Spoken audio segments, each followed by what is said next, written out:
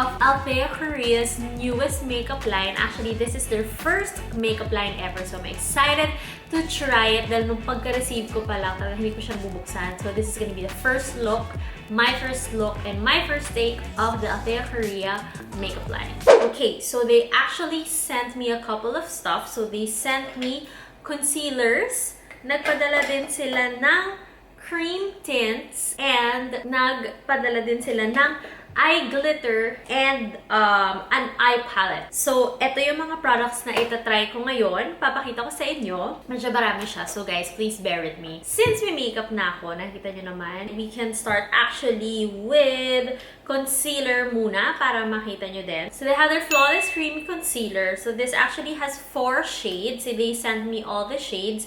So, iba-iba. Hala, nalaglag na. So, they actually have shades that are called Mocha, Ginger, Honey, and Vanilla. So, the shade range is actually nice. So, meron sila from light to medyo medium. I can't say that it's really dark, pero medyo medium yung coverage. I am guessing that my shade is Ginger. Actually, ang ginagamit ko, parang medyo sand na shade. So, let's see if this is something that I can actually use for my face. Pero isa-swatch ko na rin to para sa inyo lahat, para makita nyo yung 4 shades. So, let's start with the lightest shade. So, which is called Vanilla. That's vanilla, so it's very light. And the next one is Ginger. It dries out really fast. Pa-apply ko lang, parang tuyo na agad yung una kong in-apply. Ayan. Kita nyo ba? As you can see. And then, this one naman is Honey. So, this one is medyo medium, pero may pagka-warm yung tone niya. So, as you can see, this is Honey. This one, the last one, is Mocha. Ayan, so you guys can see the 4 shades that we have for our concealer. And in fairness, marami naman siya no-cover na shade kasi they're from light to medium talaga. So, ayan. So, I'm gonna try the shade Ginger. Tama ba? Is Ginger my shade? Yes, I think Ginger is my shade. And then, let's see kung ano bang itsura niya sa akin. Ayan, okay na ba? I love that it actually is blending well with my skin. And it smells really nice. Amoy pabango siya. It smells really sweet. So, it doesn't have that, you know, chemical smell, which is really good. Because while applying it, while I was spreading it using my brush, parang amoy ko siya na, it smells quite sweet. So, that's very, very good. And of course, it's buildable. It's easy to spread. And syempre, meron din siya 4 shade range. So, I think which is okay kasi sa mga Filipina skin tones, pwede tong 4 na shades ito. But yeah, I think it's a perfect shade for me. So, okay, check yan. So now I actually have a shade of the Flawless Creamy Concealer. So it's very, very good. I tried to like make it to swipe it. Well, hindi pa siya masyadong tuyo, pero madali nga siyang ma-spread. Okay, so that's actually the Flawless Creamy Concealer. And now let's move on to eyes naman. So we have 2 products that we can use for the eyes. Of course, one, we have the Spotlight Eye Glitter. And of course, we do have the Sunrise and Moonrise eye palette. Tama ba? Oo. Ito yun. Okay, so let's try actually the eye palette first. So you can see the eye palette has different colors. Meron din siyang meron siyang matte and meron din siyang glittery pans. As you can see. Ayan. Nakikita nyo ba? So it actually has colors na parang medyo red and gold, and then ito talagang pink, and then there's purple, and then there's parang copper tone, and meron parang medyo orangey shade, very, very light orange-brown shade, and meron din tayong quite light na parang actually you can use this as a highlighter, or you can use it to put on your inner corners of your eye. So actually, yun yung gagawin ko. I'm gonna put this one the corner of my eyes, and then makita nyo. Ayan. Let's see. Ayan. It's very pigmented. Like, you don't need to really, you know, dip your brush sobrang ganon para to get a lot of product. It's actually, makuha mo na agad isang ganon lang. It gives you a lot of product, so the payoff is really nice, which is very good. Actually, dito naman sa palette, isa lang yung matte shade niya. So, itry natin. Everything else is glittery and shimmery. So, let's try this one. I think this is medyo parang orange brown siya. Sorry, meron na akong eyeliner. But I was still gonna try to put it because I want to see and I want to show you guys how it looks like. And, syempre gusto ko makita yung payoff ng kulay sa unang tapik pa lang ng brush sa palette. Para makita nyo din kung gaano siya talaga kaganda. Ayan!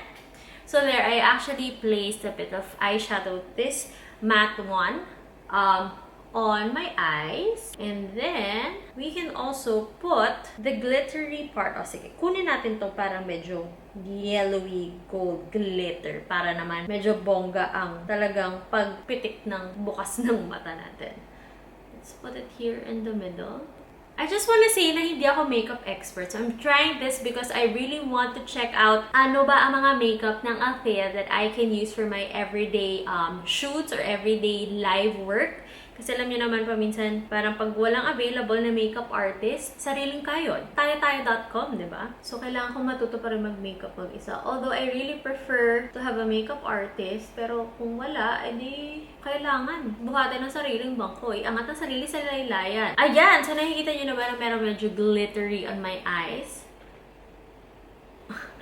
Ayan, so I used this matte one and parang medyo brownish orange shade siya. And ito naman, it's more of gold yellow na talagang shimmery. Shining, shimmering, splendid. And the color payoff is really nice. Even the glitter, hindi mo kailangan ng sobrang dami. And it gives you that shine that you need from day to night. O, diba? Okay, so that's the palette. And let's move on to our Spotlight Eye Glitter. So, dalawa po yan. So, this one, we have two colors. So, these two colors is, one is more of like parang white glitter and the other one is pink. So, since red na nasa mata ko, I will try the white one. So, the bottle actually comes with this parang liner. So, I'll try to line my eyes with this one. Ay, wow! Sobrang glitter kung glitter talaga siya. Okay? And the wand is really thin. So, you can use it actually to line your eyes. This is the perfect way to do it. I think use it as an eyeliner. Ayan, ginagamit ko siya ngayon to line the... Sabi sa inyo, hindi ako marunong mag-makeup. Basta lang tinest ko siya, diba? Pero nilalagay ko siya ngayon sa eyes ko. Parang it's more of like top liner for my eyeliner. Para kunwari, diba? Ano tayo? Para, kunwari, medyo avant-garde ang ating look. Kaya medyo naparami lang po ang aking lagay. But you can see naman na sobrang glittery na yung lids ko, diba? So, anyway, so it's really good, I think, if you use this pa konti-konti. And I will try to put it dito sa baba ng aking eyes kasi nga, diba, pag nilagay mo sa baba, medyo nakaka-brighten siya ng eyes. Pero syempre, I think it's more of the inner lashes and trip ko lang siya talagang lagyan sa baba para lang may design. Parang kaya rin naman, diba? Pwede na ako magboyo yung clouds. Actually, the product is a lot, lalo na pag nilabas mo yung wand na ganun. So, you guys might want to be cautious when you take out the wand kasi nga, ito na, makalat na siya. But I will just try to smudge it na lang since it's there anyway. Nakakalat na siya para makita natin ano yung effect niya pag sinasmudge mo siya. Ay, bongga! Actually, like it when you smudge it. So, I'll smudge it na. But you can use it as a liner and you can use it as a, well, a smudged liner na parang glitter-glitter. So, ito na po. Nandito na siya sa aking lids. It's all over my lids. You can see, it's so glittery. It's so shiny. O, diba? Namin na pong pinagdaanan ng mata ko. But yan, you guys can see it, right? So, there. So, I've tried the Spotlight Eye Glitter na comes in two shades. So, meron siyang white, meron siyang pink. And now, we have the Watercolor Cream Tint. Ito naman siya. It actually comes in 4 shades. Course, comes in 4 shades. So, meron siyang for everyday wear actually from really light na peach tone until for really dark na parang maroon. So, the names of the shades are Peach Cream, Strawberry Cream, meron ding Plum Cream, and Maroon Cream. So, ito po ang 4 shades ng Watercolor Cream Tint. I'm actually scared of trying tints. It's just because hindi siya masyadong kumakabit sa lips ko. I think it's a problem of my lips. Maart talaga siya. As you can see in my previous video, sobrang daming issues talaga ng lips ko. And ngayon, hindi ko siya mabuksan. Wait lang. Ayan, nakabukas na. So, sana kumabit ko siya sa bibig ko. Pero may lipstick kasi akong nakakabit. So, let's... Ano na? Wait lang. Ang hirap po niyang buksan. Sandali lang. Wala akong kuko. Okay, so ito na po ang 4 na cream tint. So, I will try it now. Medyo takot lang po talaga ako sa cream tint. I think, no, all these colors, you can use it for every day.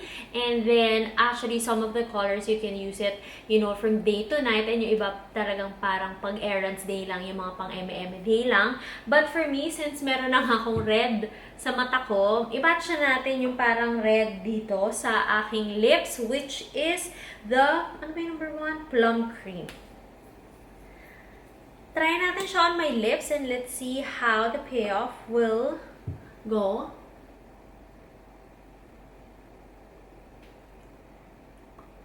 Ayan, since tint nga siya, parang onting dab ang kailangan maganap para kumala talaga yung color.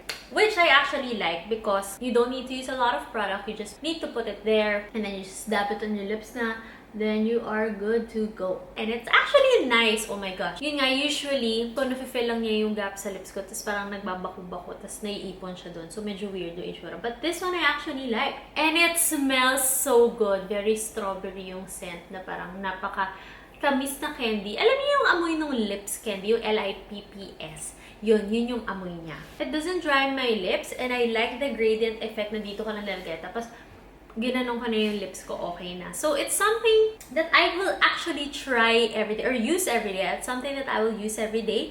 And it's something that I actually want to use sa aking cheeks kasi maganda rin ang kulay. Malay mo, pwede rin siya. Kasi diba sometimes yung mga lip tints, pwede rin siya sa ating cheeks. So, this might be a substitute for your blush. Just in case mo siya nadala kasi it's very creamy. Hindi ko alam paano yung payoff niya sa kamay. Kasi kanina parang trinay ko tanggalin yung swatch ko medyo nagmarka. So it means it really has a tint and it leaves that color on your lips.